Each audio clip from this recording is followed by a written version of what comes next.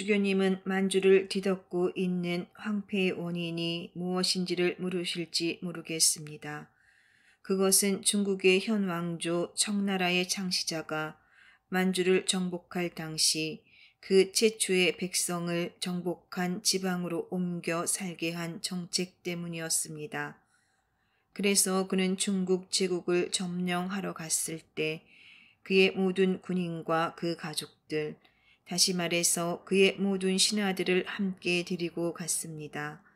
그 중에서 일부는 요동에 남겨놓았고 나머지는 중국의 주요한 도시들에다 두루 분포시켰습니다. 이렇게 그는 그들을 의무에 얽매이게 하고 처음부터 반란을 억누름으로써 이 도시들의 소유를 보증하고 또 그의 재권을 강화하려 하였던 것입니다. 이러한 상태는 오늘까지 계속되고 있습니다. 중국인들과 만주인들은 두 세기 이래 비록 같은 성 안에 살며 같은 말을 하고 있을지라도 두 민족은 동화되지 않고 각기 자기의 혈통을 보존해 오고 있습니다. 그러므로 객주집에 들어가서 모르는 사람을 만나 니스밍즈 징, 즉 당신이 중국인이요 만주인이요 하는 질문보다 더 흔한 질문은 없습니다. 중국 사람은 명나라 왕조의 이름을 따라 불리고 만주 사람은 기의 이름을 따라 불립니다. 그것은 원래 만주인들이 8개의 부족으로 나뉘어져 있었으므로 부족마다 각기 다른 깃발 아래 모이게 되면서 그 기의 이름으로 불리게 된 것입니다. 만주인들은 민족 문학을 갖고 있지 않습니다. 그들의 말로 쓰여진 책들은 모두 북경에 설립된 특별 법정에서 중국 서적들을 번역한 것들입니다. 그들에게는 고유한 문자조차도 없습니다. 그들이 사용하는 글자들은 몽고인들에게서 따온 것입니다. 그들의 말은 조금씩 사라져 가고 있고 그 말을 하는 사람도 아주 적어서 100년 후에는 그 말이 책 속에서 과거의 추억으로 밖에는 남지 않을 것입니다. 그 말은 우리나라 말과 많이 비슷합니다. 그것은 아마 수세기 전에 주손이 엄밀한 의미에서의 만주인 나라 저쪽까지 국경을 넓혔을 때 두 나라가 같은 백성이 사는 하나의 왕국을 이루고 있었던 때문일 것입니다. 아직 만주에서는 주손인의 후손임을 입증하는 혈통을 보존하고 있는 가족들이 있고 또 조선의 무기와 돈, 그릇과 서적들이 들어있는 무덤들이 있습니다. 위에서 우긴과 유피타제에 대해 말씀드렸습니다. 그들에 대해서는 아주 만족할 만한 정보를 얻을 수가 없었습니다. 중국인들은 유피타제들이 어피로 만든 옷을 입기 때문에 그렇게 부릅니다. 그들은 숭화강 강변과 그 지류들 강가에 살고 있거나 아니면 숲속에서 유랑하고 있습니다. 그들은 고기잡이와 사냥에 종사하며 잡은 짐승의 가죽과 자급은 물고기를 중국인에게 팝니다. 거래는 겨울에 이루어집니다. 물고기가 얼어 있어서 2천리 이상 먼 시장에까지 공급됩니다. 대신 그들은 옷감, 쌀, 좁쌀에서 뽑아낸 생명수를 받습니다. 그들은 그들 고유의 언어를 가지고 있고 중국 황제로부터 독립되어 있으며 그네들 땅에 외국인들을 받아들이지 않습니다. 중국인들은 그들이 구역질이 날 정도로 불결하다고 말합니다. 그럴지도 모릅니다.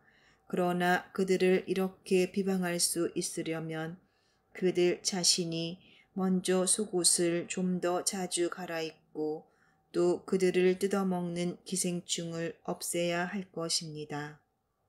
유피타체들이 점령하고 있는 지방 저쪽 그리고 아시아의 러시아령 국경까지의 또 다른 유목민들이 살고 있다고 생각할 수도 있습니다.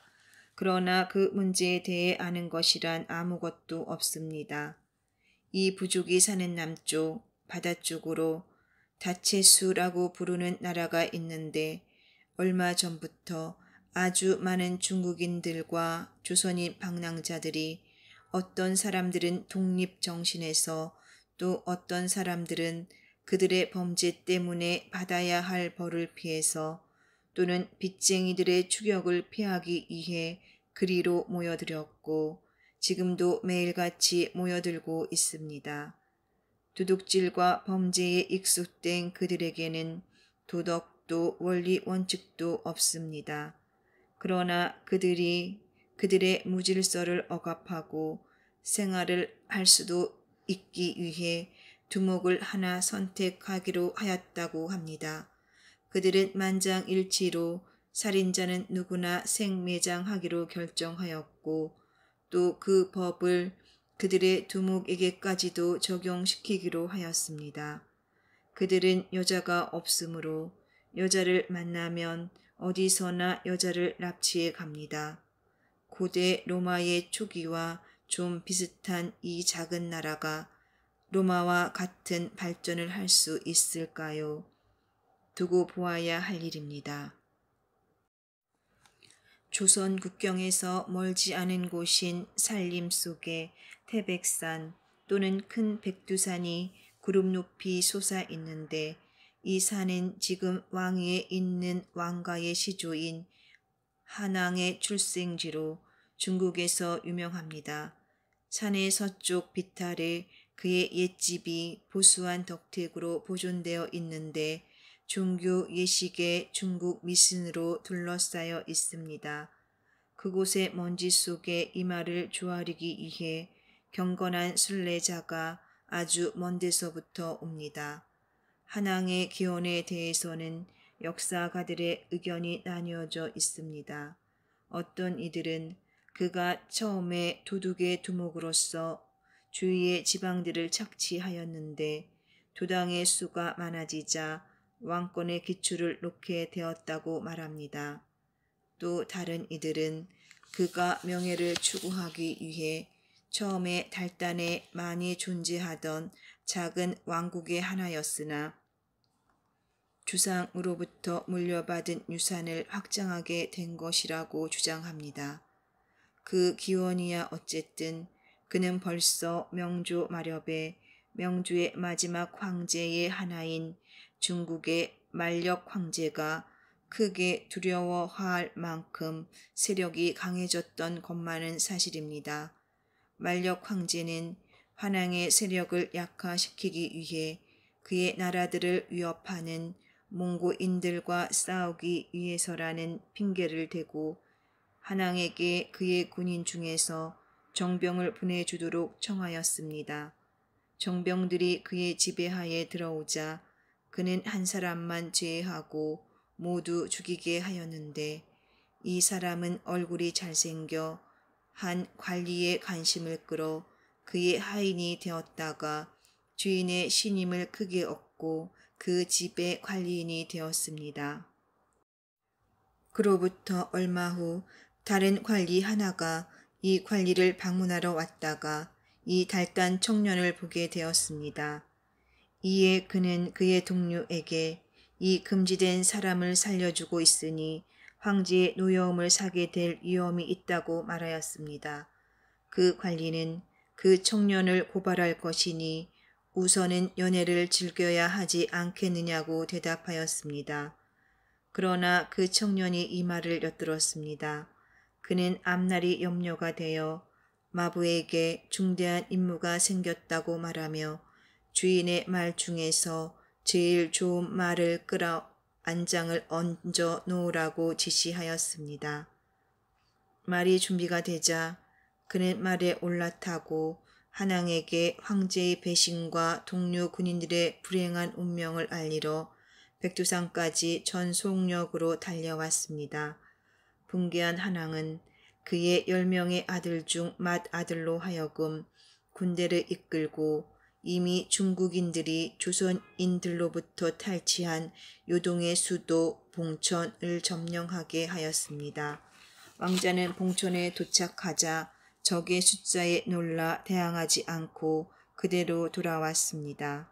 그의 아버지는 자식의 비겁함에 몹시 화가 나서 그를 자기 손으로 죽이고는 가족과 모든 신하를 이끌고 봉천 앞에 나타났습니다. 봉천시는 그에게 성문을 열어주었고 그는 봉천을 왕도로 삼았습니다.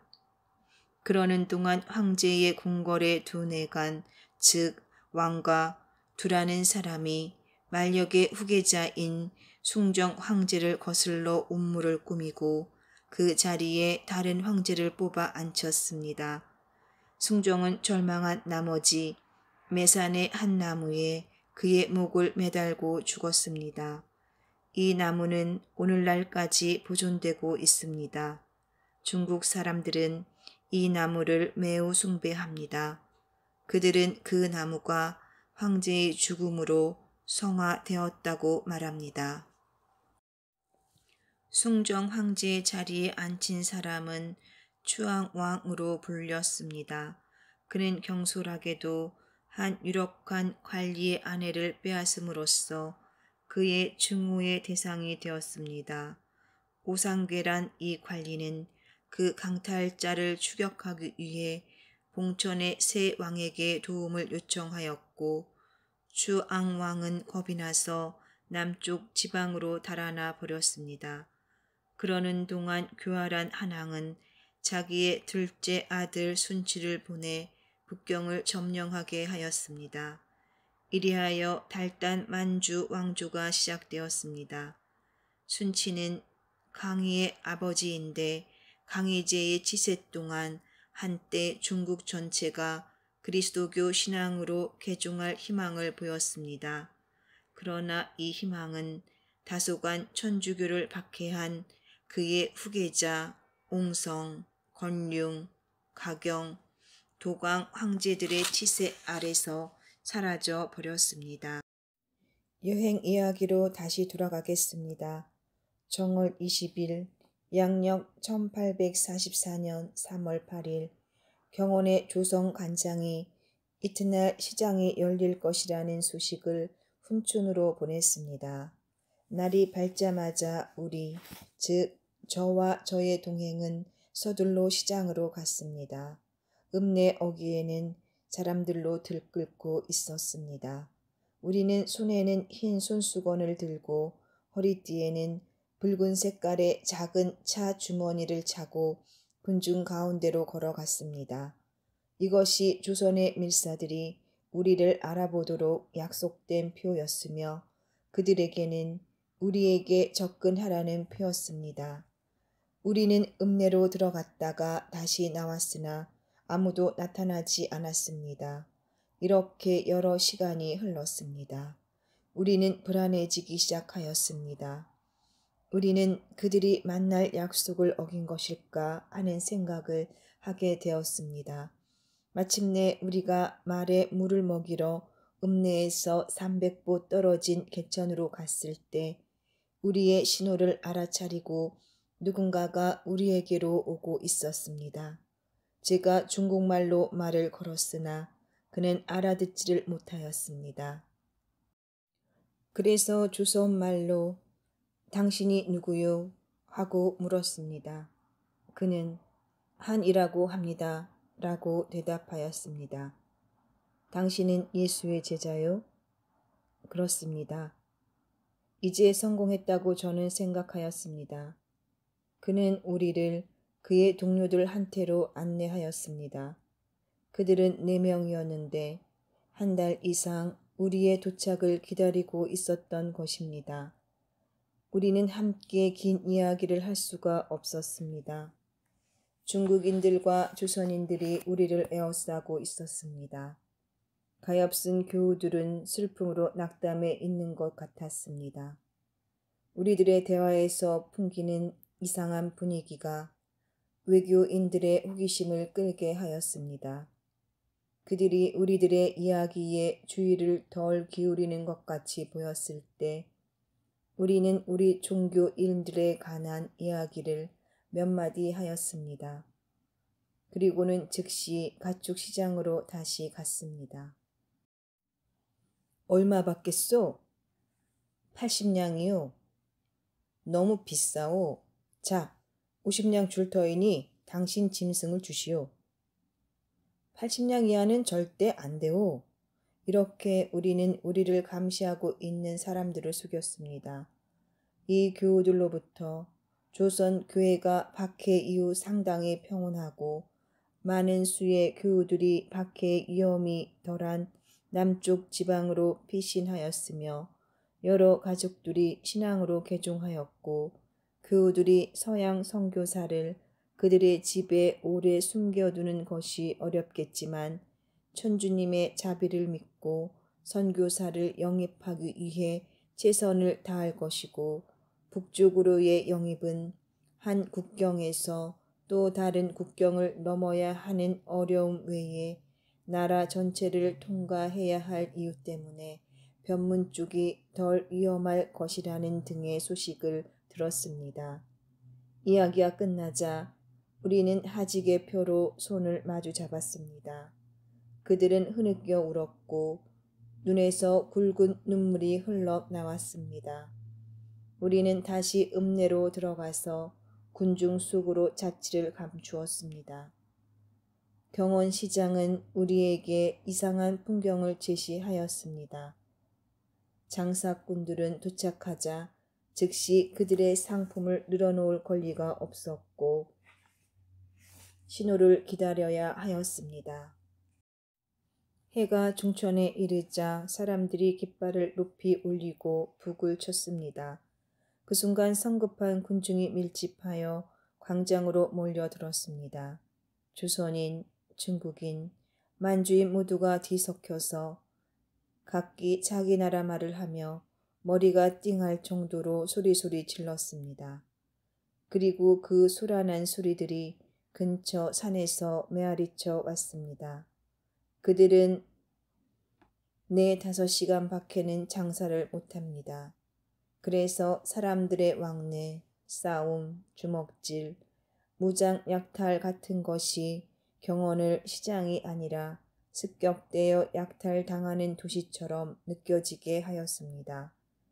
저녁이 되면 외국인들에게 돌아가라는 신호가 주어집니다. 그러면 같은 무질서 속에 철거가 시작됩니다.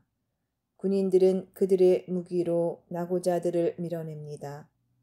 우리는 그 혼잡 속에서 빠져나오는데 무척 힘이 들었습니다.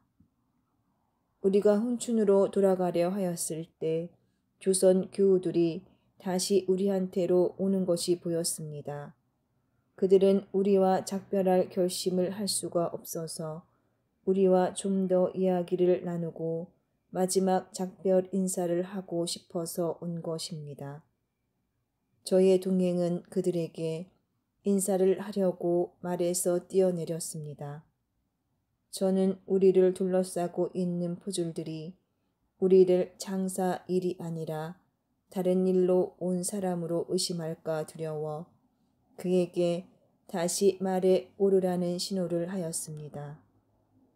그리고는 조선 교회의 호수천신에게 경의를 표하고 조선 교회의 순교자들에게 기도를 부탁한 후 두만강을 건너 달단 지방으로 돌아왔습니다. 돌아올 때는 길이 많이 변해 있었습니다. 먼저 미끄럼 타며 왔던 강의 얼음은 한창 녹고 있었습니다. 산 위에서 흘러내려오는 시냇물들은 불어나 잡동사니와 묵은 나무 등걸들과 커다란 얼음덩어리들을 떠내려 보내고 있었습니다. 여행자들은 마차들을 가지고 여전히 도착하고 있었고 그래서 강가들이 혼잡했습니다. 그들의 소리와 맹수의 울부짖는 소리가 강물의 요란한 소리와 뒤섞여 이 골짜기를 무시무시한 광경으로 만들었습니다. 위 이염 속으로 감히 모험하려는 사람은 누구도 없었습니다. 해마다 많은 사람들이 얼음 밑에 깔려 죽는다고들 합니다. 저는 우리를 그곳까지 인도하여 주신 천주님의 안배에 의탁하고 건널 수 있는 데를 찾아 강을 건넜습니다. 제 동행은 좀 더 신중하게 안내인을 데리고 아주 멀리 돌아서 갔습니다. 우리가 잃은 것이란 우리의 말 한마디밖에 없습니다. 주교님의 지극히 순종하고 지극히 부당한 아들 안드레아 김의 김 조선 부제